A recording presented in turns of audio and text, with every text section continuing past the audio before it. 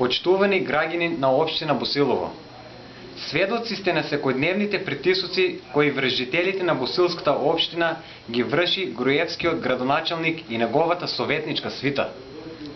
Барањата за помош за лекување, помош при несреќи, пожари и поплави се разгледуваат селективно и се доделуваат средства исклучиво на барањата кои поминале и биле одобрени во штабот на ДПМН, а останатите чекаат со месеци за на крајот да бидат и одбиени.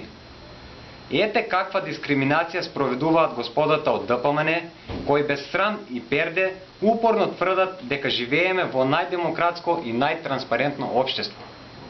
Господа од ДПМН, покрај манифестот и сите дребулии да ни ставите и по еден пар портокалови очила, па преку нив конечно да ги видиме асфалтираните улици, насипани сокаци, изградени мостови и премини, водоводи и канализации, санирани културни домови.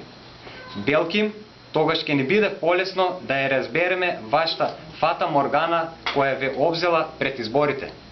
Господа од ДПМН, каде е мостот вреден 100.000 евра за поврзување на Банско и Моноспитово, кој помпезно го најавивте или го однесе поплавата од вашите најнови реформаторски проекти? Груевски градоначалниче, кога конечно ќе ги изслушате нивните барања и проблеми?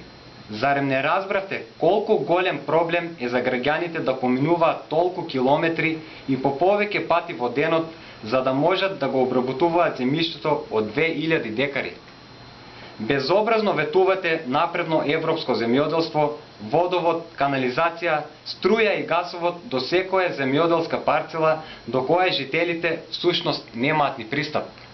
Господа од ДПМН, жителите на општина Босилово најдобро знаат како функционираат вашите реализирани проекти, како што е локалниот пат Еднокукево Моноспитово.